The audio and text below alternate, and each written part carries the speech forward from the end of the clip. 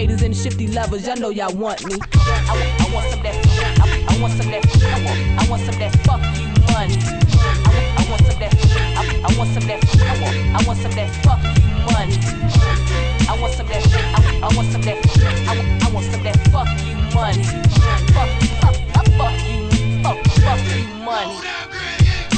The kind of money used to hit women as decoys. Will it take a bullet for me? Truly bad with them toys. The kind of money I have my own internal liaison. Escape force, press force, and decapitate them. It's on. The kind of money only gangsters be down the rag and marksmen on both sides. Infrared to dot my eyes. The kind of money never sleeping at the same place twice. Take chances like a roll of the dice. Everything has its price. Type of money, think quick before starting trouble with. Get the bad end of the stick, plus your whole family hit. The kind of money taking private jets to Paris just for breakfast. Knowing the shit these gon' platinum has got them restless. The kind of money have no choice but respect my worth. Write your name out in blood and grave your face in the dirt. The kind of money flowing sweeter than honey. Talking that MJ type of shit so niggas don't shun me. I want some that fuck you money. I want some that, I want some that, I want some that fuck you money. I want some that, I want some that, I want some that fuck you money. I want some that, I want some that, I want some that fuck you money. Fuck you, fuck you money.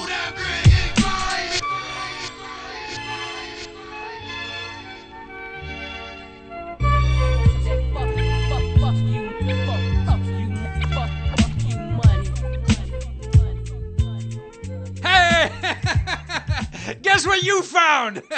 You found Lesko Free Radio. And we got a great show today. And we're really all about helping people, improve their lives and improve the life of your community. And we have great guests today. So in about 60 seconds, we'll be right back.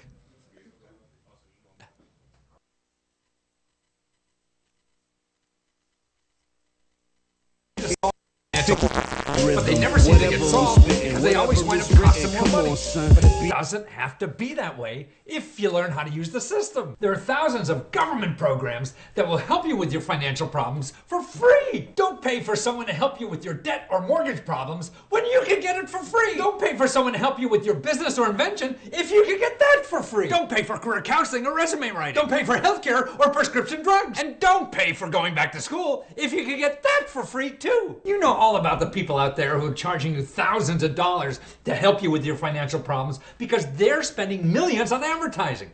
What you don't know about is the free services from the government because they don't spend a nickel on advertising. But I can show you how to find them. So why not use the free stuff first? Isn't it dumb to pay for something that you could get for free? Thanks for tuning in to Lesko Free Radio. I hope you enjoy this show because I enjoy doing it. And if you want to learn how to start using these programs, listen, I set up a free webpage called UncleLesko.com. You can go there right now and download the 5 best grants just for your state. So that's UncleLesko.com. Go there now, get the 5 best grants for your state, and start taking advantage of the stuff now. You know why? Because it's free. Also, we're going to take your calls later on the show and answer your questions. We'll answer anything. Man, I could show you a source of money and free help to do almost anything you want to do in life. So what you do is you call 202-643-9006. That's 202-643-9006. And if you don't get through for some reason or the show time runs out, you can always send an email. Boom, did I say that right? Email me at letsgofreeradio@gmail.com. That's letsgofreeradio@gmail.com. So we want to answer your questions. So call or write. Oh, please. God, I'm sick of me screaming already. I don't know if you're still there after all that. Well, we have great people today. We have some guests. We may even have fresh frozen guests. We have 2 live studio guests. People are very expert in getting government grants.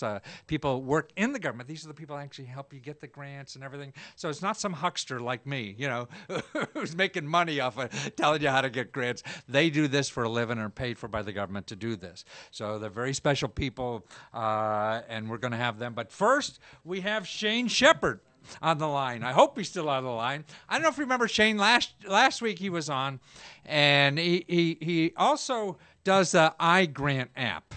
And if you could show the iGrant app, because I'm a little involved with this too. But he's a great guy, knows a lot about. One of the few people I found that really, again, is not a huckster and really knows his stuff about it. And he told us last week about how your nonprofit or community could get 20 workers for free from the government to work for you all year for free. And actually, he did this last year or the year before. And one of those workers actually was smart enough to find out how to get him $200,000 more for his, in extra grants to work for him. So, Shane, are you there? I'm here. Wonderful. Yes. So what's the good news you're going to tell us about today? Well, I think today we're going to talk about revolving loan funds. And that's a fund. Well, we're going to talk a couple things. It's basically a fund that helps out businesses for their capital expenses and that sort of stuff. Oh, this is the low interest loans for small business and startup, but this is for small towns. Is that right, Shane? Well, right. So there's the RBEG grants, Rural Business Entrepreneurial Grants through the USDA. That's for towns of 50,000 or less. And a city or an economic development corporation or a nonprofit that's set up to help businesses would apply for this grant of about $100,000, and then they would get the grant from the USDA, and then they would loan out this money to businesses at whatever terms and rates that they want to.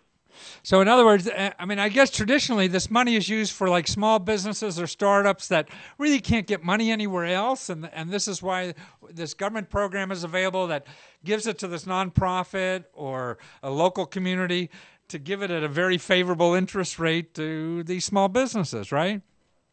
That's right. In fact, we had one business in the town where I used to work at that we gave them a 1% loan for 20 years. A 1%? A 1% loan for 20 years? Yes. Wow. Wait, you think Capital One is going to do that for you?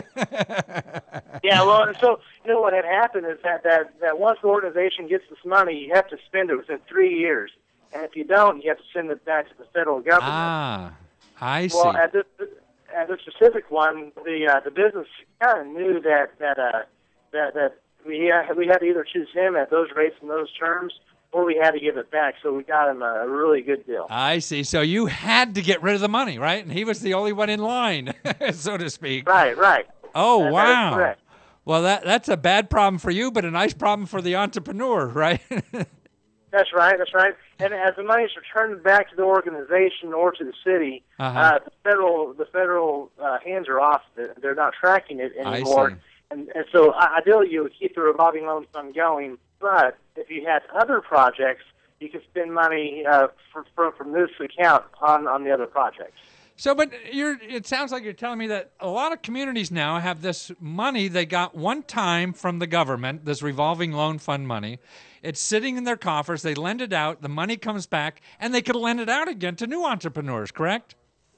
That is correct. And now that doesn't matter if it's a smaller town or not. There's a lot of large cities with revolving loan funds. So these revolving loan funds could be in any city around the country, and it'd be wise for an entrepreneur to go searching for the local revolving loan funds from the government. Where would they go to find those? All right, so the best place to start looking at is go to Google, type in your city and Economic Development Corporation. And most cities have those corporations already set up. Right. And then contact that Economic Development Corporation and ask them if they have one. And if they do, try to get an appointment. Wow. So this is, and it's particularly, most of the times it's set aside for, as we said, like small businesses or startups that really can't get money elsewhere, right? Right. Or, in other cases, is that a lot of banks, they'll fund 80%. I believe there's an SBA loan that will fund up to 80% of a project. Right. The problem is that additional 20%. And a lot of entrepreneurs do not have that 20%. Right. So this money can be used for what's called gap financing, and the business will get the 20% from the revolving loan fund to match this 80%, so the project's 100% financed. Well, that's a real neat thing. So this is something you could use for the 20% down you need for the SBA, huh? That's correct. Yes. Wow. And usually it takes a second lien, which means that a lot of times you have to have collateral for a loan, and so this 20% can be for the same collateral, but it's just a second lien to that collateral.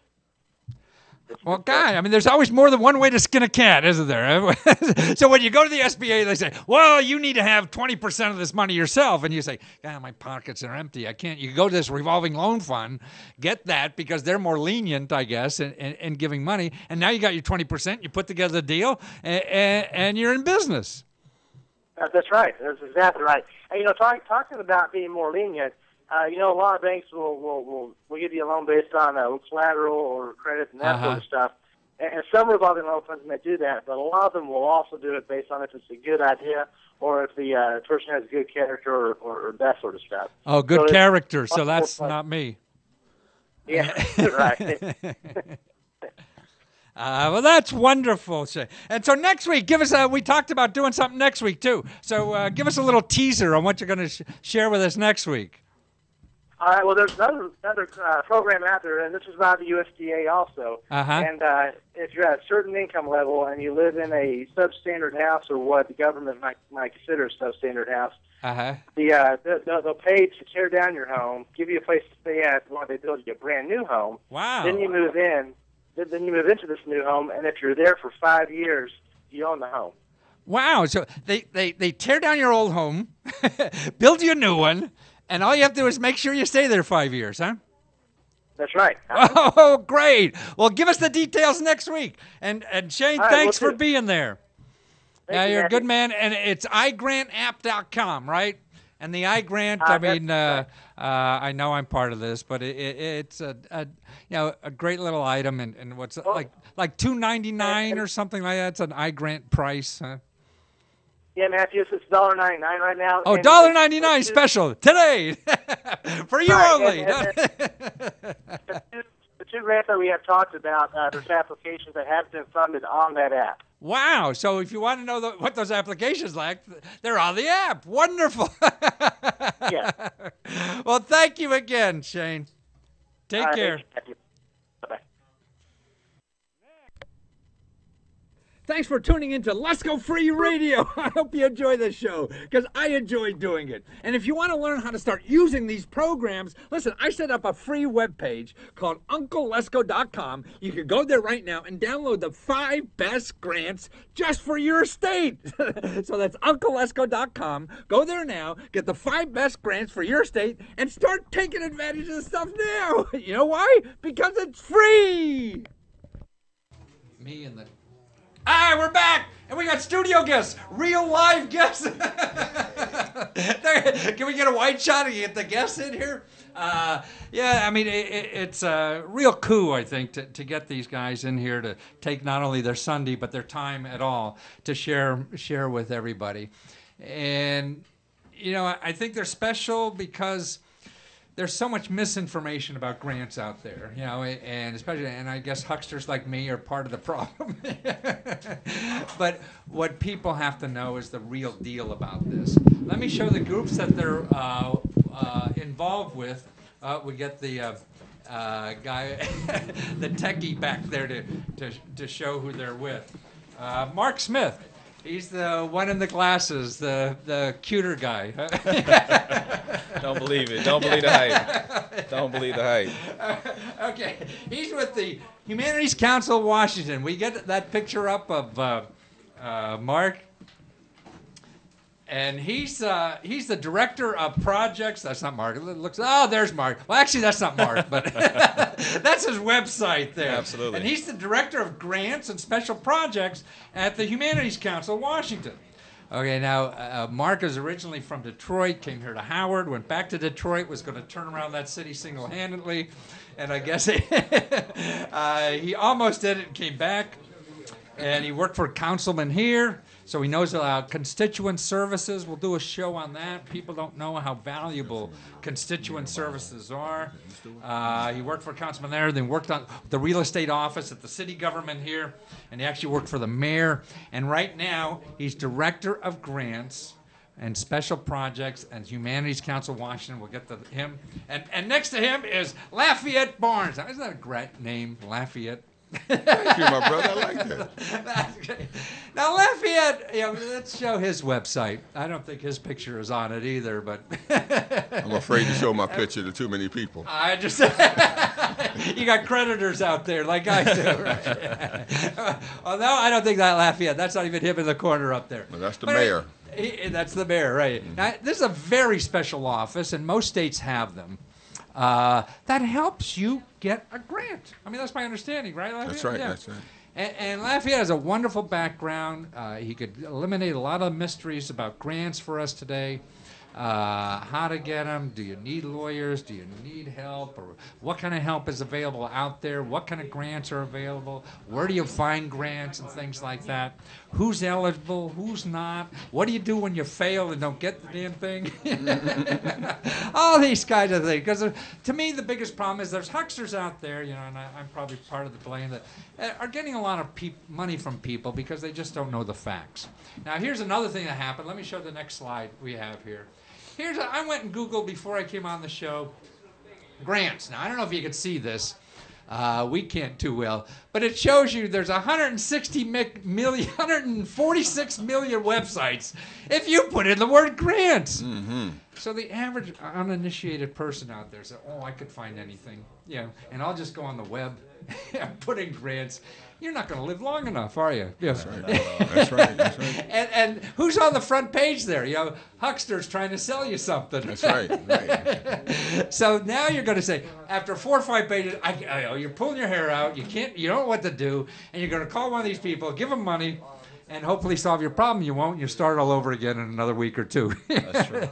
So we got the horse's mouths, I could say, so to speak, here, to help us figure out. Mark, let's start with you. What kind of grants we got over at the Humanities office? I mean, humanities sounds like something I didn't do well in school. Well, humanities, is really the story of what we do. So, we put it in terms of arts and humanities. Like the artwork is, a visual representation, but what we fund is the story behind the artwork. So, why is that artwork important? Why is that artist important? What relevance does it have to this area? So we fund that part of the artwork. So it's really the story. So we're interested in stories about people, about places, really primarily for DC. So you're for humanities in the DC area? Absolutely, absolutely. So all of our grants go to fund things that are a benefit to Washington D.C. residents. Now, but there's something similar in most every state, right? Yeah, absolutely. Yeah. There's a Humanities Council in every state, and also in Guam and Puerto Rico. So really? There's a Humanities Council everywhere. And is it for individuals or just nonprofits, or who does money go to? For ours, it's really for organizations, nonprofit organizations. But as an individual, you can get a sponsor. If you go to a church or you have a local civic association and they can sponsor you and they're a 501c3, then you could use them to carry out your project. Like an example, what would be? So one thing that we had come through last time was a genealogy. I'm sorry. It's the same to me. Tell you the truth. It was basically a historical record of a small area in D.C. called Truxton Circle. So the Civic Association served as a sponsor for the woman who wanted to actually do the project. So she did house by house history of every house within that neighborhood. So each person can go in there and find out who lived in their house, when it was built, any building permits, what the people did, all the way back to 1840. So, I mean, if you're interested in genealogy and you've been living in this neighborhood for a long time, then you got to bring it, hey, maybe I can get money to document the whole genealogy of my neighborhood. Yeah, absolutely. But I'm not a nonprofit, so you go to the local civic association anybody, or your church or anybody who's a nonprofit and say, hey, let me do the paperwork. And you give them a little bit of money, keep them quiet, or Well, we actually wouldn't pay for that administrative fee, but you know, it doesn't even necessarily have to be a organization that's based right here in D.C. It could be, you know, your church in California or something like that. As long as the project goes to benefit D.C. residents, then it's a great project for us. Wow, that's terrific. Absolutely. So, and is your budget growing, shrinking? Everybody hears about budget cuts. Well, of course, our budget is shrinking. We are, you know, a part of the, well, we get most of our funding from the National Endowment for Humanities, but we also get some local funding from the district government. And also private funding from our board and fundraising. But, you know, most of our budget comes from the federal government through the National Endowment for Humanities. And, you know, we've seen their budget shrink over these past couple years, so our budget has shrunk as well. You know, I find sometimes that when people talk about budget cuts in this town, fewer people apply because they think it went all away or something. We think that people aren't smart enough to view the detail, and the people who, you know, have the money or were hoping to get the money, they scream so loud you think that they're gone. We've actually seen an increase in applications. Wonderful. So, you know, we're really happy with that. And, you know, it helps us to justify why it's important and, you know, how we advocate for more resources to give to the community. Well, it seems, I mean, at least to me, it's who's going to take care of the soul, you know, of our community. I mean, everybody else is, you know, trying to work on great jobs and great, but you know, who's taking care of the soul? That's true. That's true. And I get arts, humanities, things like this is as a culture. You know, somebody's got to do this. Well, it's great. Now, I got some examples. I want to give more, but let's get over to Lafayette. So, Lafayette, now you got a bigger mandate, it sounds like. You're not just you know, for history lessons or anything like that. Well, you know, we all work together, and we're happy to you know, to work with the organization. But our Office of Partnerships and Grant Services, of course, we're part of the local government, part of the Executive Office of the Mayor. So our clients are pretty much D.C. residents in the sense that they're nonprofit organizations, they're government organizations, faith-based organizations. And so we provide information about different types of grants, not only local district government grants, but also federal grants. And I know you talk about those a lot. And we also talk about foundation grants. You know, despite the economy, even though there is a downturn, I mean, the District of Columbia in this region is actually doing fairly well. You probably heard that we just, our surplus for this year, we've discovered about about $400 million. 400 million discovered. Yeah, I know. we're gonna have to get you a new coat. But we take I gotta go through my pockets. Yeah, we take that money and we put it into our overall rainy day fund. So you know, thanks to the mayor and his leadership, we have about $1.5 billion. Okay. All that's not for grants now, but it will help to keep the city afloat, particularly in these times. Your office, do you give money or just help people get money? So our office is not a grant-making office. We're sort of a development shop, and so every week we publish the funding alert, which is a great, I think, publication for your audience and for all folks who are looking for grants, because it lists federal opportunities, foundation opportunities, and district government opportunities. I think last year we probably listed, something like $800 million of grants, all competitive grants. And so you're right, there are opportunities out here, and people need to know how to apply for those grants. So we provide some capacity building support as well. At the same time, capacity building support. Capacity building support. Jargonish there. What does that mean? So that means basically trying to show folks how to find grants, either whether it's grants.gov, federal grants, or whether it's looking at our website or learning about the foundation community. We have a very nice common grant application so that all of the foundations have one grant application that when folks apply for, they can use that same format. So in working with the foundation community, we try to educate our folks about that process. The other thing that we do is from time to time we have workshops on how to write grants. And one last thing, you know, as you know, you talked about these folks who take advantage of our community, not only in the district but all over the country. Often there are folks who are actually scamming folks about grant opportunities. And because we're in the District of Columbia, from time to time we'll get calls from folks in Iowa or Rhode Island or Georgia saying, look, I just got some information on the internet that I've won a grant, and all I have to do is just send $400, you know, and I'll get my grant. And so on our website, when people go to the website at www.opgs.dc.gov, OPGS.dc.gov. They'll see all the information that we're talking about, but we also have a link to report grant scams. So we want people to know how to address those issues so they won't get taken. And, you know, we want to help people. We don't want people to get hurt in this process. Yes. No, we have let me show Eric a thing. I got something from his website I want to share with people. Listen, I mean, you have a great database there, too. I went through the database. Oh, thank you. That's the next one. No, that's Mark's.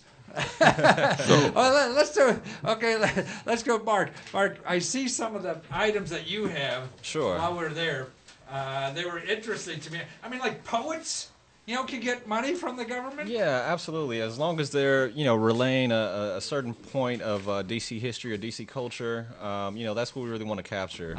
You know, one thing we do is try to promote cross-cultural understanding. So we think through words is how you really do that. So. And then I saw another one that interested me: a community of gardeners. You know, film screening. Absolutely, absolutely. It's a really important you know, aspect of DC culture. I mean, we have a huge gardening culture. So you know, the film kind of explores why gardening is important and how you can, you know, kind of take advantage of some of these unused spaces and really turn them into something else. I looked a little bit at their film. It was sort of like rooftop gardens and stuff like that. So growing vegetables on your roof, huh? Absolutely. And DC authors and yeah, I'm sure you don't know all these things. Like you say, what's in my book? I have no idea what's in my book. But that DC Authors House is, you know, what it was a, or what it is, I should say, is a website that kind of profiles all the important authors of DC and kind of gives a map of where they lived at, the books they did, and why they were important. Now I have a condo in Adams Morgan. I don't know if I'm on there. You might need to get on there. I mean, I think it's important. Put you on the map there. Well, Mac, what do you think is Mark the misconception people have about you? I mean, besides that, I can make one phone call and get a check in the mail next Thursday. We know that. That's a misconception, but well, you know, we as a Humanities Council, you know, we act as a first funder for a lot of groups. So you know, we fund our grants aren't you know, huge. They're not going to cover your operating expenses, but what they can do is provide you another, you know, aspect of your organization or another project that you've been wanting to do as a part of your organization. So it looks like $1,500 to $5,000 or something like that. Yeah, it's $1,500 for a small grant. We have also this. So how tall you have to be for that? Well, you know, it's for smaller projects or aspects. You know, kind of a smaller research into a larger project. So if you needed to do some research into making a book, but you know, just needed a $1,500 for the initial startup of the research. But we also have commemorative grants. Commemorative? Yeah. Like you forget something? Well, yeah. I mean, we have the March on Washington coming up next year. The Emancipation Proclamation is this year. So, you know, for people who want to do projects in that area, we have a grant up to $2,000.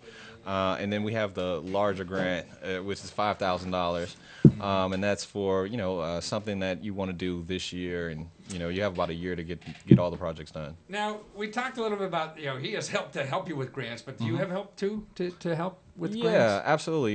You know, we do about 15 workshops throughout the year. And this year we've actually instituted a best practices workshop. So to show you how to do videography, how to do oral history, how to digitally preserve media, so your photographs, you know, your correspondence, stuff like that. So kind of digitizing that stuff so it can be safe for the future. Are sorry, the seminars, they charge? No, they're free. Free!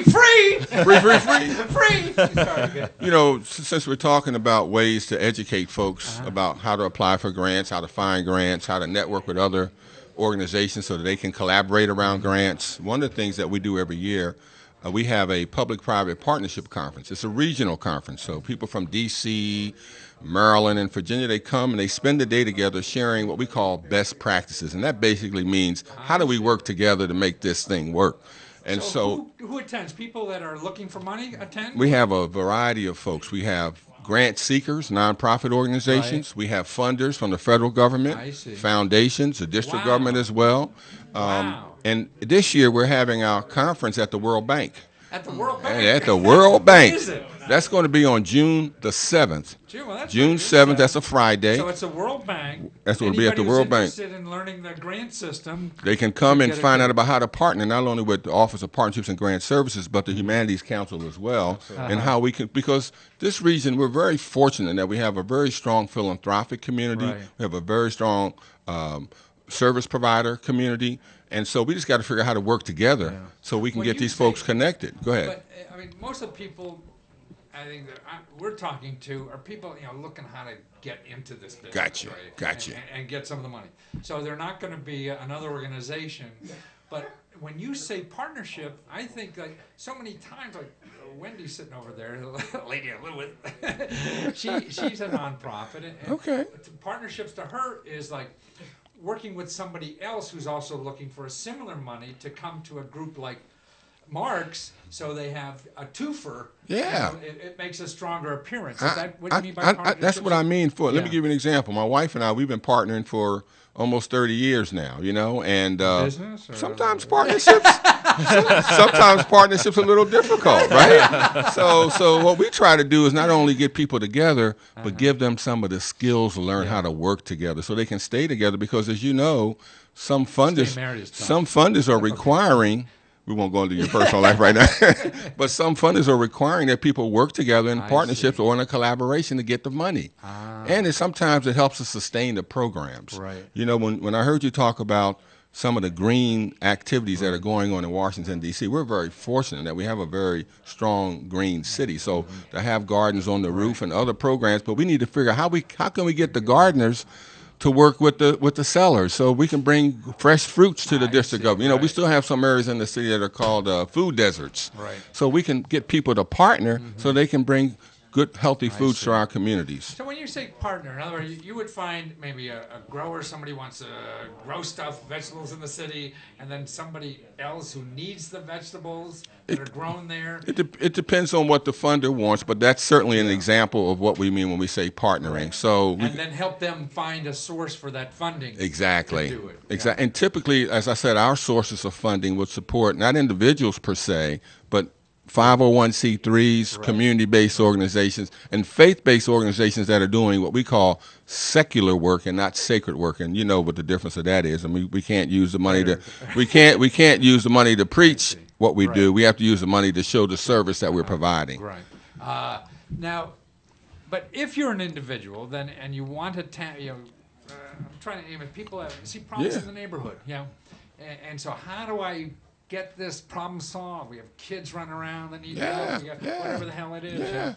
And so the best, because at least for your office, you don't work with individuals, but to find a group to work with so they can go to their local church or whatever and say, hey, I'm going to go down to the mayor's office and figure out how to get money for us. Well, it happens anyway, because we're government and we're paid by tax dollars, so we have a responsibility to serve our residents, whether they're 501c3s or individuals. But ideally, when it comes to actually applying for the grant, we want to prepare them so that they're eligible, because we don't want them to waste their time applying for a grant and they're not eligible, and we don't want people to take advantage of them, because there are a lot of people, if I can just say this quickly, who say that they can write grants, but they can't even write a letter to the Girl Scouts. No offense against the Girl Scouts, please. I love the Girl Scouts, but you know what I'm talking about. Amen somewhere over here. I guess I'm gonna be in trouble now.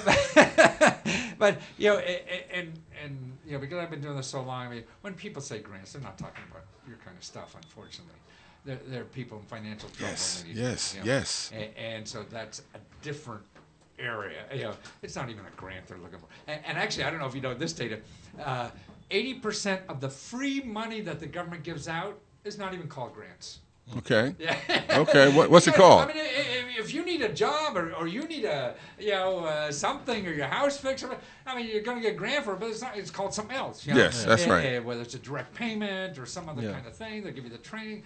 So that's right, and that's unfortunately, I think, what most of those people need. Absolutely. More than a grant. Absolutely. Yeah. And so they go to some huckster and say, hey, I want to get a grant. Say, well, you know how to write a grant? No. Well, give me $5,000 and I'll show you. Yeah. And that's why on the Office of Partnerships and Grant Services website, we put information about grant scams because we feel bad about people who are just trying to make ends meet week to week, day to day, and these folks come up to them and they take advantage of them. You know, and so they can come to our website and at least get some information to help them. Right. If I might just say one more quick thing about the district as it relates to grants, our mayor just held his State of the District address last week. I guess President Obama is going to have his this week. Right. But one of the things that the mayor talked about is the creation of a one city fund. And in that fund, he's going to ask the council to approve $15 million in grant money, competitive grant money, for district nonprofits, up to $100,000 for each of those grants. And so that's another way that the city is trying to partner, if you will, with our nonprofit community so the nonprofits can serve our residents, so the residents can get the support that they need, and maybe one day they'll want to start a nonprofit. But, you know, let me just say one more thing, and then I'll be quiet. I don't think so. I really think. Well, I'm trying to be safe. I'm trying to be like. I need to get your jacket. So next time I'll have a green one on. Okay. But some people would argue that there are too many nonprofits, and they're competing against each other. Yeah. Every day somebody's starting a nonprofit, and we don't have to have nonprofits to serve out. We can do it individually, or nonprofits can learn to work together. Right. And so one of the things we're trying to do in partnership or collaboration is to get these organizations to work together. And the One City Fund that the mayor introduces one way that we can continue that work. Yeah. So let me be quiet. Let me show the, I got some slides from his website I want to show on the, let's see what there. I lose it. No, go down. Not that one. That's not my website. No, that's Mark's. The next one. What do we have? Okay, now I did a search. You know, on your website. Okay, great stuff. Okay. You don't need my book. You don't need the web. You know, there you go. You just go to his website. You know, and you got it all. Thank you. Go to the next slide. I'll show you some of the neat programs I found there. Wow. Look at. There's a program for, you know, golf. I'm a golfer, right? That's right. Well, that's a program that's on his website. It helps you, shows you how to find it. That you get like, I think it's like $15,000 to help people with disabilities learn golf. Man. Absolutely. I mean, you want to do something in your neighborhood? You want to, help somebody and you're a golfer? This is a way to do it. That's right. And now your point is that, okay, if you're not a nonprofit, and maybe this only goes to nonprofit, I forget what it is because you have all kinds of stuff. Yes. Right. So if it goes to nonprofit, there's a way to work with a nonprofit to do this. Okay, give me the next one. Here's another one I sort of like too. Wow, I didn't know we had all that on our website. Yeah. No, it's like me reading my book. I never read the bloody thing. It's too big. I mean, there's like 500 programs that are coming up to apply for right now. So if you go to Google, you got 150 million you got to shift through. Here's only 500. They'll tell you when to apply and how. Okay, this is for $500 for kids to grow a garden. There you go. So you have kids. You want to learn about fresh food and garden and stuff like that. Healthy kids. I thought $500. Yeah, and I think it's somebody. I forget if it. Kids gardening. It looks like who is it? I can't read it. But it's a organization. Like Kids Gardening is their website. So Kids Gardening, but they're talking about it, and I don't know if it's one of the food chains doing this or somebody like that. But it's money, man. Money for you to make a difference and do something. Show us the next one there, Eric. This is great stuff you got on your site. I got great guests, man. This is your stuff. I'm just stealing it. Planet Dog Foundation. That's okay. Making money on what you get for free. There you go. Planet Dog Foundation. Now, this was great. I got a guy call me up. This is what he wanted to do down in Virginia. He said he wanted to train dogs for vets coming back. Okay. This is service dogs. Yes. And he just needed a little startup money or something. He's got a friend who has some farm out there. He's great with dogs and wants to do this to give them free to vets coming back. $7,500. It's right there on your site. And if folks would just go to the website, regardless of where you live, and I know our primary customers are Washington, D.C., but sign up for the funding flooding alert. It comes out every week, and you'll be able to get that information. Because these are national programs. Some are national, some are local, some are regional. Local, some are national. So they're probably in your neighborhood. A lot of them that are local are also in the other communities too. Because I saw you had like Vista or whatever that we talked about. All that the federal grants exactly. typically. All the federal, they'll be somewhere else. Absolutely. So you have a place, to search these things. That's why this is a terrific database. Somebody's selling you databases about grants, and I even got one, but well, yours is okay. You well, he's here. You're tried and true. No one be charged for all that nice food back there. But it's important. I mean, this is where I steal from, and that's why I don't know if I told you my first New York Times bestseller was I went down the GPO, took a book, cut and pasted it. I saw that. I was up late one night, about 3 o'clock in the morning. I saw this guy making all this noise. That's right. My mom definitely had the set. Yeah. Yeah. Now, one thing I'm curious about too, what do you guys think about Kickstarter?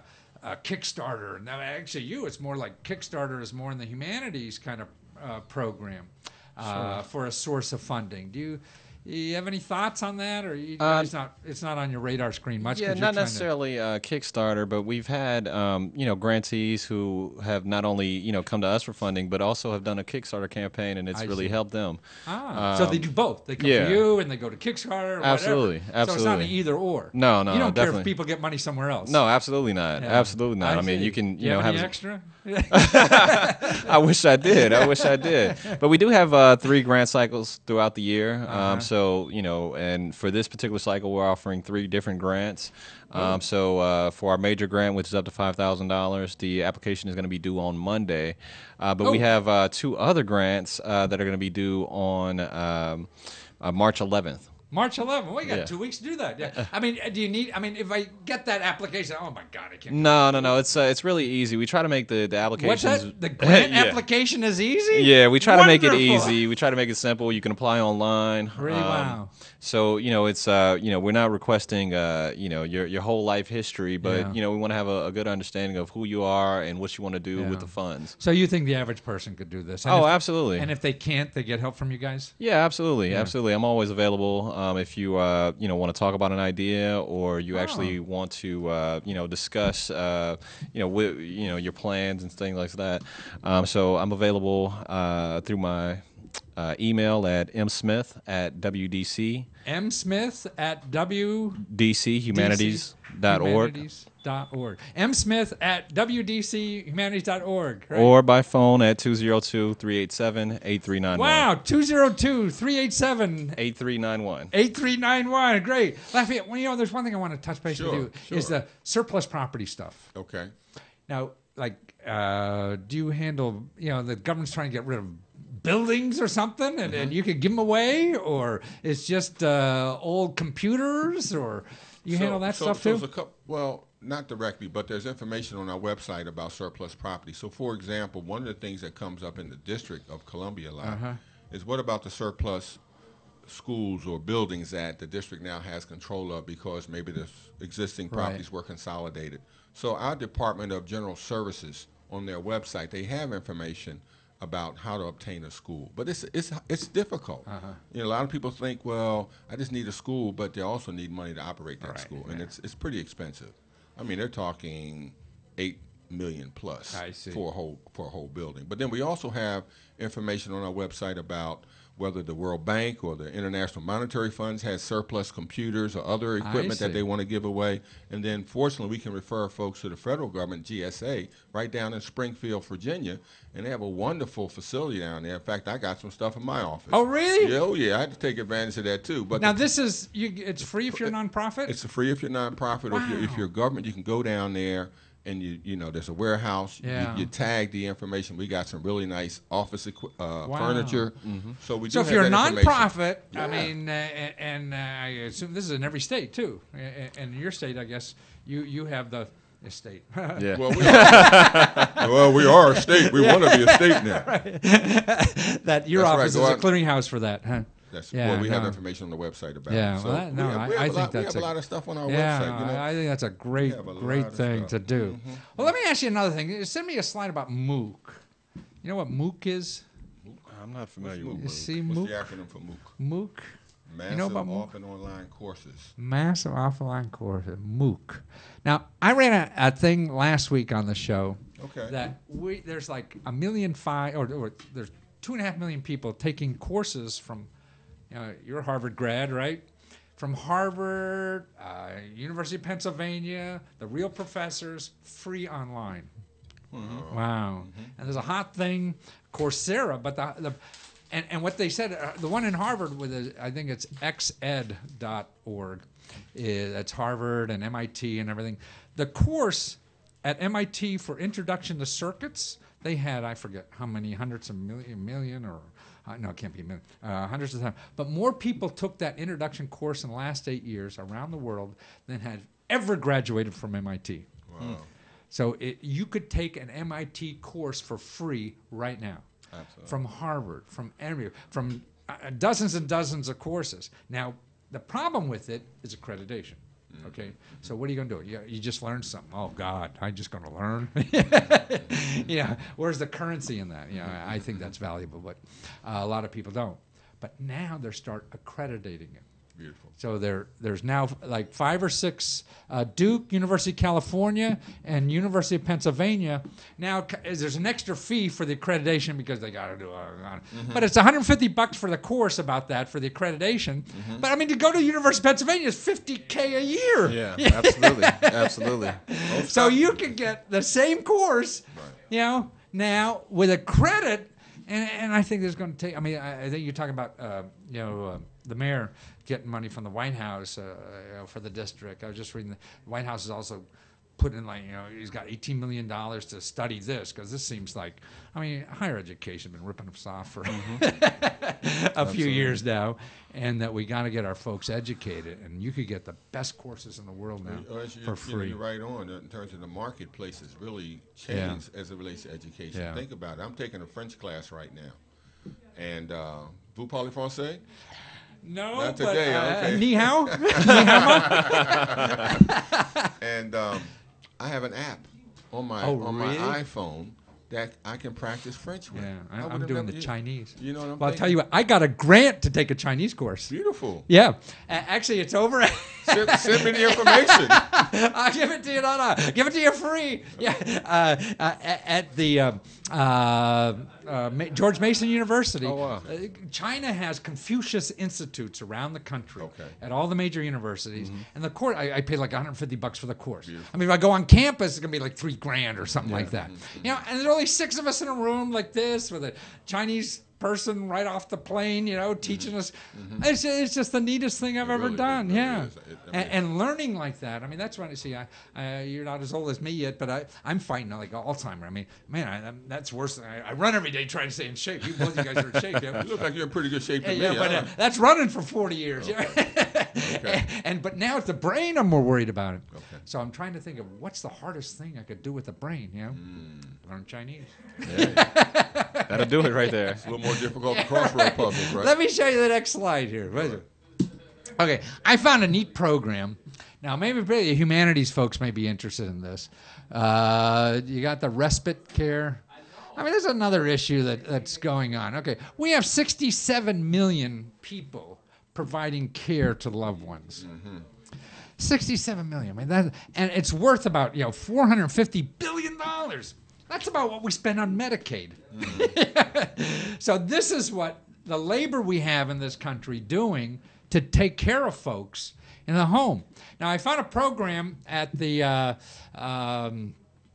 it's actually in Virginia. Most states have some kind of Medicare. See, I think what is the problem in caring for anybody? Like I used to help the people at CCNV, here. Yeah. And years ago, and I said, program. Right. And I said, it's not the inmate. Who's taking care of the caregivers? So, I mean, because if we don't have people taking care of these people, that's when we're really screwed, right?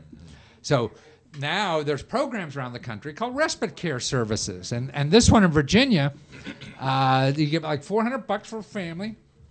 So that who's ever taking care of mom or a relative or something could hire somebody for a few days, take a break, get some relief. Let's just show this video. So I wanted to find out about the program. Eric, just show the video. Yeah. Hello, you have reached Christy Chamberlain at the Virginia Department for Aging and Rehabilitative Services and Community-Based Services Division. I'm out of the office or away from my desk. If you are calling for information on the Virginia Lifespan Respite Voucher Program, please go to our website at www.vadars.org. When you get to the home page, click on the Services link, and it will take you to the Our Services page. You will see an area that says Respite Services, and within that area, it explains how to apply, and there are downloadable application forms, a procedure form for how to apply, respite caregiver resources, as well as respite caregiver resource websites. If you still have questions on this, you can leave me a message, and I will get back to you at my earliest convenience. Thank you, and have a great day. Record your message at the tone. When you are finished, hang up or hold for more options. Great. Well, thanks for the information. I think you gave me everything I need. Thanks. Bye. Out about stuff, it's like your program, Mark. I mean, you say it's all online, right? Absolutely. And you just fill it out. You have a problem, you give me a call, you get Mark, right? Absolutely, directly. Yeah, and most people, I travel around the country, they think of Washington as something, or the government is some boogeyman or something. And you and I know that every fat cat in this country using the hell out of this stuff. That's true.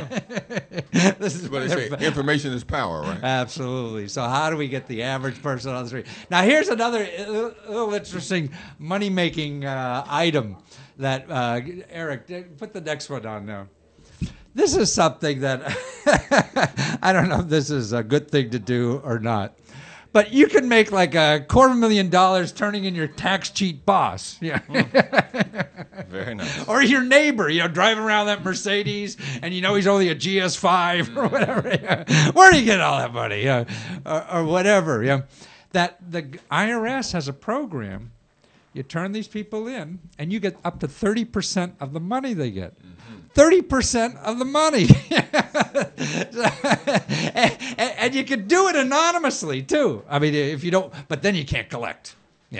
So here are the forms, okay. And there's over like $400 billion. There's the price of Medicaid again. If we get all these tax sheets, to pay, we don't have a healthcare problem anymore. So if you suspect or know of an individual or business not complying with the tax laws, you could get up to 30% of what the government collects. Now that's a nice payday, And there's some stories of people who really got millions, Right.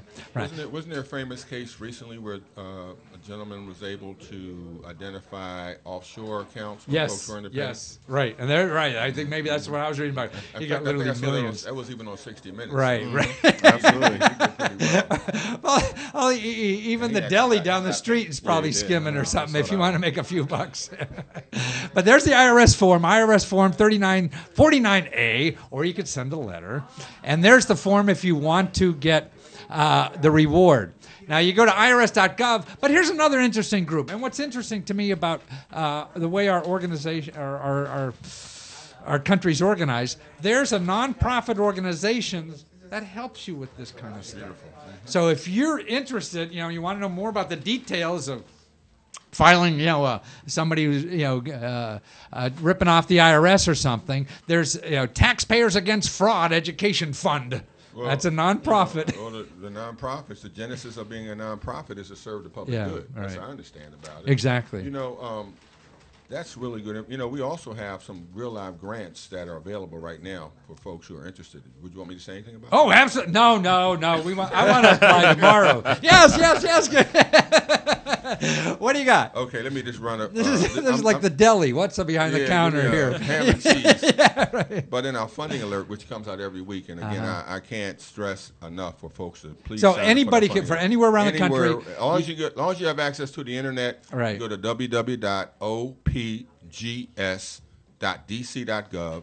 Okay. Put your email address in. And you get this weekly about week. funds. And it's for national funding, too. So. National, local, whatever. Right. But, for example, right now, there's a grant called the Youth Running Programs Grant. Youth Running Programs, keep you in shape. Uh-huh.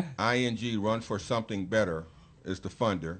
They're announcing funds to support school-based running programs designed to fight childhood obesity and improve the self-esteem, school performance, and overall well-being of children in grades K through 8. Well, wow. So you have a kid in 8th grade, you go to your school and say, hey, let's get some of this money. Right. So now who's eligible? Independent school districts, local educational agencies. They have up to $25,000 in funds available, and the deadline is not until May 15th, 2000. May 15th. So they have time to, if they're interested in it. Then we also have, and not only in the District of Columbia, but across the country, we have quite a number of folks who are returning home, not only from vets? I'm talking about folks who are ex-offenders. I see, yes. They're coming back home. Well, that's an important population. It's big, man. Very important population in the District of Columbia. It's our only housing program left. So the Department of Justice has a grant for nonprofit organizations. It's called the Second Chance Adult Mentoring and Transitional Services for Successful Reentry Programs. It's a long title, but the funds are used to provide services to the increasing number of incarcerated adults who are released from prison, jail, and juvenile residential facilities and returning to their communities. This is up to $300,000 are available. The deadline for this is the 21st of March, 2013. So the 300 is per program, or that's a total amount? It says awards up to. So okay, awards up to 300 grand. Up to 300,000. So I ran into a woman the other day. She wanted to get involved in women who are ex-offenders and help something. So this would be something. And so you have to just be a nonprofit. She'd have to find a nonprofit to work with. And you go to our website, or you go to grants.gov, you go to the Department of Justice, and you begin to find out what's in, what are the eligibility requirements for the grant, and then you look at what are the conditions for applying for a federal grant. And you probably want to get some help, some real help, to help you to get through that process. And where would that be? I mean, where would the help be? Yeah, where would you suggest? Like in our area, for example, we have a group called the Community Foundation for the National Capital Region. It's a community group. They have a lot of programs to help nonprofits and their funders who they represent to make sure that the money is spent wisely. So, for example, if you're a community-based organization, right, or you're waiting on your 501c3, right, you filed your 1023. Right. The Community Foundation for the National Capital Region, in certain cases, can be your, what's the word I'm looking for? So your liaison with the funders, because they have their 501. So there are groups like that who can help some of these organizations. That's not all they do, right? But there's information that they can provide as it relates to technical assistance. And then you also want to find out in your community who's providing similar services. As I said earlier, and I strongly believe this, everybody that wants to help provide a public good doesn't have to be a nonprofit. Right. So learn how to work with your nonprofit and community-based and your faith-based organizations, right, and then see how you can So if you connect. want to help ex-offenders, you could find enough people in your community that are already nonprofits to partner with to go get them in. It's a big deal. And these second chance grants are recurring grants. So you can live off for a long time. You come back next year. and then the last one I wanted to mention, I don't want to take too much time, but there's something called Small Steps in Speech Grants. It's by an organization called the Small Steps in Speech Foundation. Funds to provide financial support for child-specific services, therapies, and treatments needed to improve individual children's communications abilities. This grant closes, it's for only nonprofit, but it closes on the 8th of March. So you got a little bit of time on that. Great. So the things that are available for you. Well, listen, you guys have been terrific. Thanks for hanging in here for the whole show. And now you people out there, I hope you understand now what grants really are all about. And get on these websites, and learn. And don't give money to people when you could get it for free. Thank you very much. Thank you. It's been a pleasure. Thank you. One of the most common questions we get is that people say, hey, where's the grant application? Well, it's a little more complicated than that. There's companies out there telling you, just join our service. We got the application, fill out the application, and we'll get you the money. That's nonsense. No one can get you the money but you. The only people who could give you a grant application is the government. And there's like our resources. We have 17,000 programs. Every program has a different application. So don't worry about the applications. If you're thinking a little bit now, you can go right to Lesko.com, and up on the top we have a button there that says, where's the application? Press that and you'll see, because it'll tell you a little more. It'll show you sample grant applications. It'll show you that 80% of grant applications are just like 2-3 pages, fill in the blanks. So you don't even have to worry about the grant application.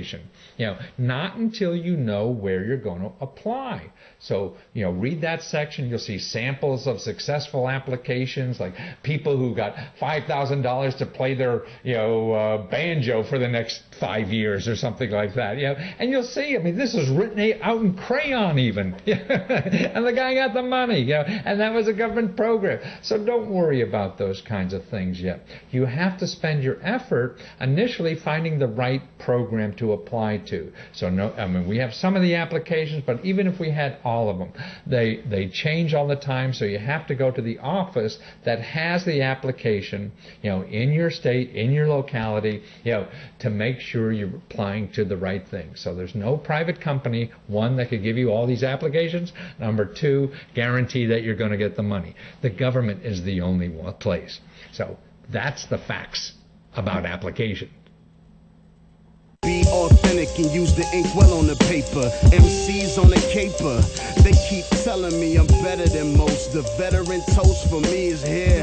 I'm like the weekend. You can't wait to get to me. Plus I rise over any occasion. Telepathy.